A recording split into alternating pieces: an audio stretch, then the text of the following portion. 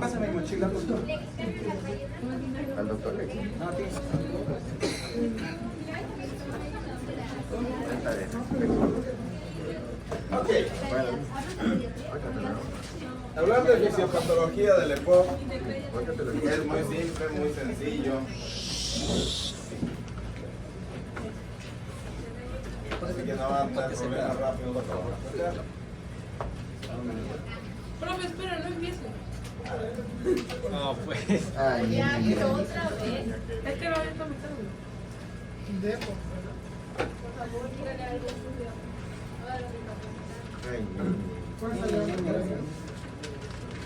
Y en esa frase que está ahí, está toda la fisiopatología. Ah, ¿Cómo? En esa párrafo. muy bien, Gerardo. Muy bien resumido, Gerardo. Ya terminó. ¿Dudas? Porque en el monitor dice que son las 10. Es que es simple. ¿Qué dice ahí? ¿Qué es el EPOC? Una enfermedad pulmonar obstructiva crónica. ¿Qué hace? Tiene una limitación irreversible de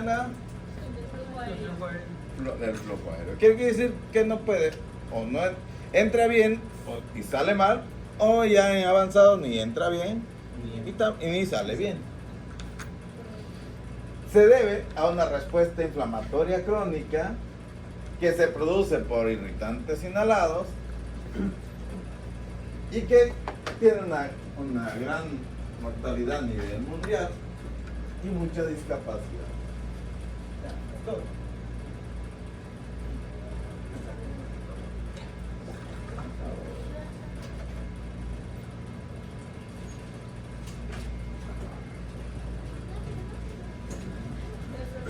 Y ya se atoró esa cosa. Por el internet, ¿no? no, para el cargador. Somos los que estamos. Estamos los que estamos. Ya,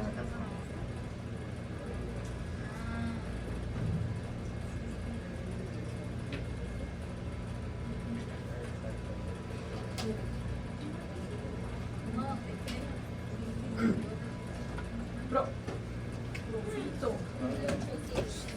Foto ya. Pues es que ya le pasó. Muy bien.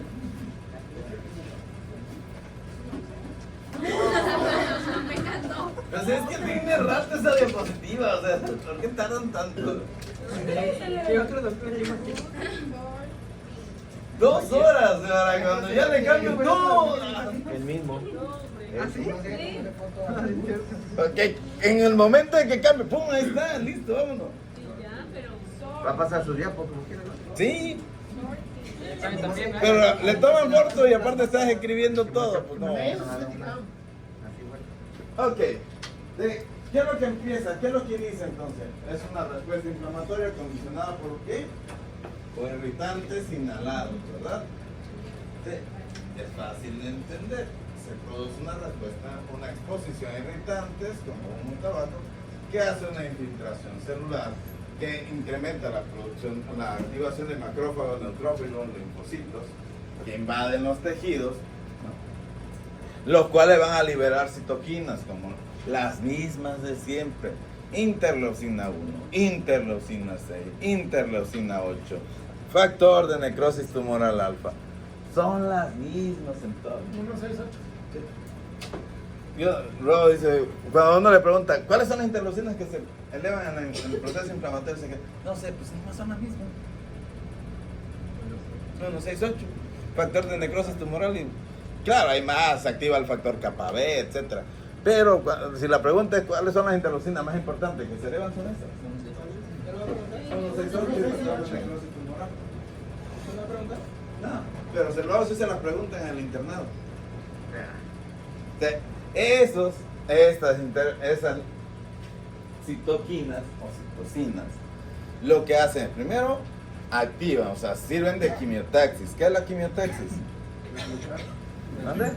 Pues sí, hacen que se muevan, o sea, son como, así como faritos que le están indicando hacia dónde se tienen que ir los leucocitos, ¿verdad? Leucos y linfos.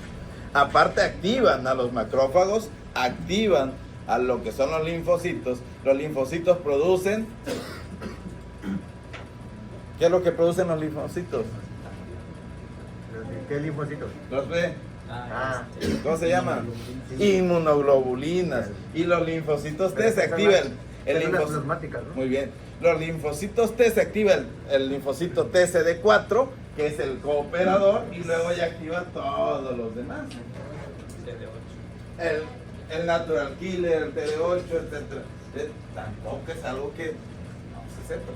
¿Y qué pasa cuando los macrófagos se activan? Pues empiezan a engullir, a fagocitar a las células dañadas por ese irritante y van a presentar unos receptores o unas moléculas llamadas moléculas asociadas a daño, ¿no? O, ¿cómo se llama?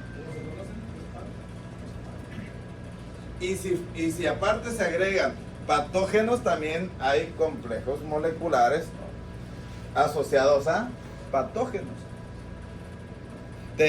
Van a ir, son células presentadoras de antígenos, pues, para que me entiendan. ¿Para qué sirven todos esos antígenos que presentan, esos complejos moleculares que van a presentar? Pues sirven para que los linfocitos reconozcan a quien está produciendo daño, produzcan clonas específicas para ese patrón molecular y puedan estarlo combatiendo. El único problema es que esos patrones moleculares son propios del cuerpo, son propios de la mucosa.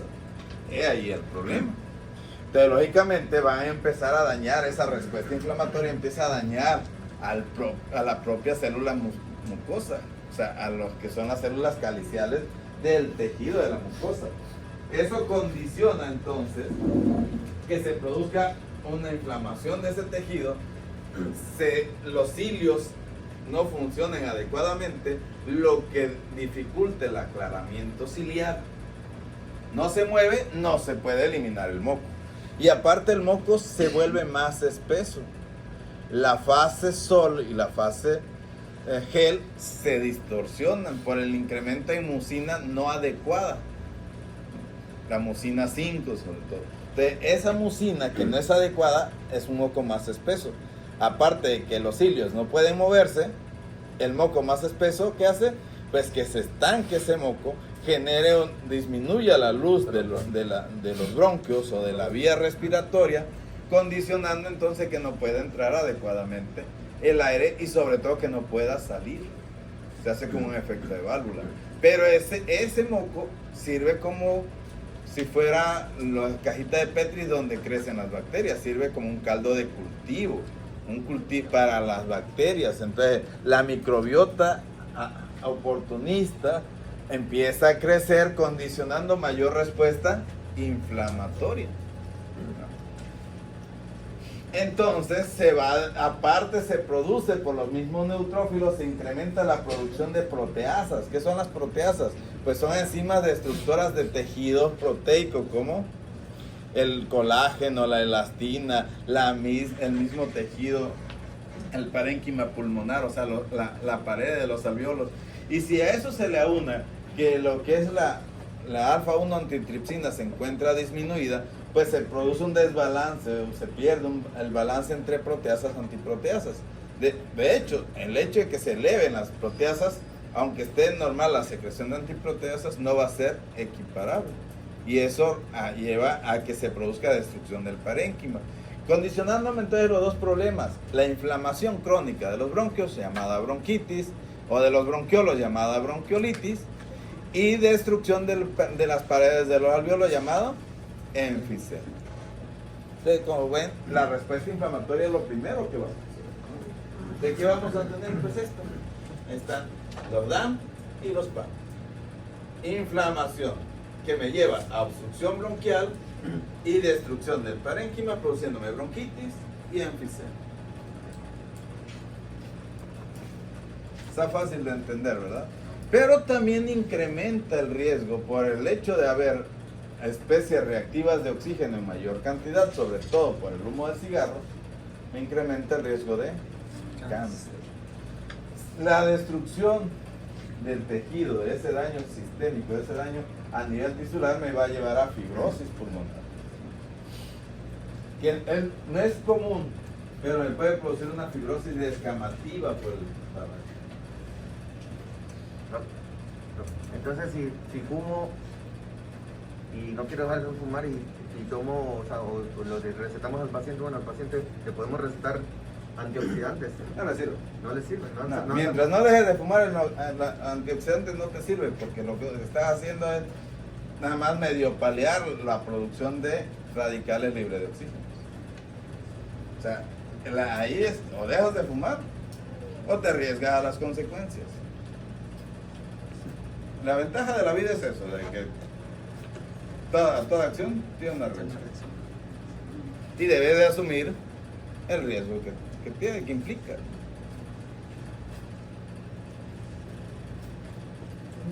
Muy bien. ¿Qué va a haber? Hipersecreción de moco y disfunción ciliar. Es lo que ya le estaba diciendo. Remodelación y fibrosis de la vía aérea pequeña, destrucción del tabique alveolar, en lo cual esta destrucción va a producir bulas, espacios aéreos, y esa va a incrementar lo que es la compliance. ¿Qué es la compliance? De distensión. Pero va a destruir o va a disminuir la elastancia. Eso quiere decir que no se va a regresar el pulmón a su estado normal, generando entonces un incremento en el volumen residual. ¿Cuál es el volumen pulmonar residual y de cuánto es? Muy bien, y es la cantidad de aire que se queda normal. Pero como está destruido o hay lesión, pues se va quedando más y más y más, generando hiperinsuflación dinámica y lo que se conoce como autoPEP, PEEP. Normalmente nuestros alveolos generan una presión negativa de menos una atmósfera o una presión positiva de más una atmósfera cuando inspiramos y cuando expiramos. O sea, para inspirar se genera una presión negativa, cuando expiramos una presión positiva, pero al final de la expiración la presión alveolar es cero en relación a la atmósfera. O sea, cero porque son 760 y 760. Si le restamos la presión alveolar a la presión atmosférica, sería cero. ¿Sí me entienden? Entonces no debe haber una presión positiva. Pero conforme se empieza a quedar el aire en los alveolos, se genera una presión positiva en relación a la atmósfera, dificultando entonces que el aire pueda entrar, pero también pueda salir. Me va a empezar a tener alteración en el intercambio gaseoso, que me va a llevar a producir insuficiencia respiratoria. Primeramente con insuficiencia respiratoria tipo 2, luego insuficiencia respiratoria tipo 1. ¿Cuál es la insuficiencia respiratoria tipo 2? La dependiente de... Ya este problema. Una de oxígeno y la otra... ¿Y la 2 cuál es? La dióxido de carbono. hipercápnica. La hipercápnica, la que se retiene CO2. Luego me va a producir insuficiencia respiratoria tipo 1. Entonces ya voy a tener hipoxemia. ¿De qué va a haber? Aumento en la resistencia de la vía aérea pequeña, disminuye, pérdida de elastancia, disminuye el retroceso elástico del pulmón, cierre prematuro de la vía aérea con atrapamiento aéreo con aumento de volumen residual, que es lo que le acabo de explicar, generando hiperinsuflación dinámica y auto. ¿Qué hace? Pues al aumentar el atrapamiento aéreo, me va a abatir el diafragma, lo va a horizontalizar, generando menor presión negativa dentro del pulmón, porque lo que hace que genere la presión negativa es ese diafragma que está en forma de cúpula, cuando se contrae. Hace esto, pero si ya está así, no se puede hacer ahora negativo, ¿verdad? Entonces el paciente va a empezar a tener dificultad respiratoria y va a ser necesario utilizar los músculos, tanto accesorios de la expiración como de la inspiración. Por eso vamos a tener a pacientes que son sopladores rosados, o sea, están utilizando los músculos accesorios de la expiración. Inspiran, pero tienen que soplar para alargar la expiración. Entonces, eso incrementa el trabajo respiratorio y lo que hace pues es disminuir la capacidad inspiratoria. Como pueden ver, eso va a generar entonces alteración en el intercambio gaseoso, ¿verdad? hay un desequilibrio entre la ventilación y perfusión. Y va a haber zonas hipoxémicas con perfusión conservada, o sea, no va a haber oxígeno en los alvéolos, va a haber buena sangre, pero ¿qué pasa si un vaso sanguíneo, bueno, un tejido no le llega oxígeno? Fuera del pulmón, todo tejido que no le llegue oxígeno, los vasos sanguíneos se van a dilatar.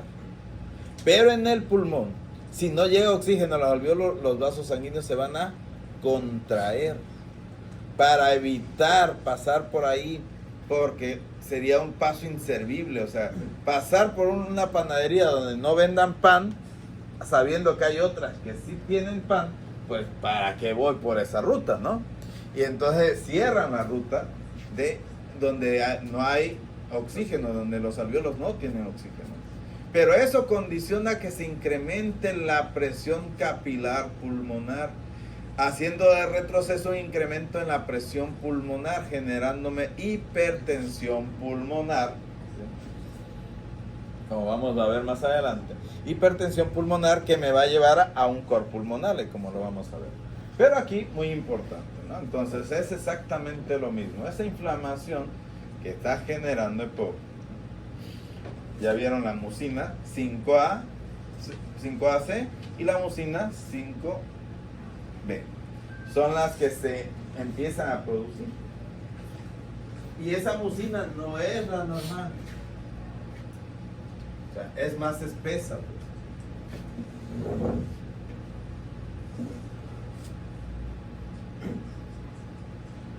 Vamos a tener una hipoxemia arterial con una presión arterial de oxígeno menor a 60 milímetros de mercurio, una hipercapnia con una PCO2 mayor de 45 milímetros, que va a incrementar el trabajo respiratorio produciendo fatiga, y esa hipoxemia crónica me va a generar poliglobulia.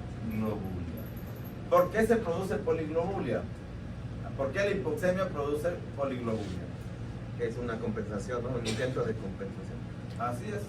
Estimula la producción de eritropoyetina a nivel renal, que estimula a la médula espinal para producir más eritrocitos, y entonces vamos a tener mucho, el hematocrito va a estar muy elevado, una gran cantidad de eritrocitos, pero ojo, hay algo malo, porque entre más eritrocitos, más viscosidad de la sangre. Ante más viscosa, menos va a poder fluir, más hipoxia tisular, y ahora cae en un círculo vicioso. Por eso a muchos epocosos le hacen exsanguinotransfusión y le meten hígado. Y eso sucede desde que empiezan, de hecho desde que ya tienen un buen rato fumando, empieza la poliglobulia. Y entonces me va a producir vasoconstricción, ¿no? Pulmonar hipóxica, por eso le decía, porque cuando hay hipoxia a nivel alveolar, se cierran, que aumenta la remodelación vascular, destrucción del lecho capilar pulmonar, que me lleva a una hipertensión pulmonar con hipertrofia del ventrículo derecho, conocido como cor pulmonar. ¿Ve? Vamos a tener un paciente en la fase casi final del EPOC, hipertensión pulmonar y cor pulmonar. ¿Dudas hasta ahí? No. En resumen, tenemos obstrucción e inflamación de la vía aérea, que me va a producir bronquitis y bronquiolitis, enfisema y inflamación y daño sistémico, conocido como EPOC, que me incrementa el riesgo de cáncer. Como pueden ver, fisiopatología extremadamente sencilla.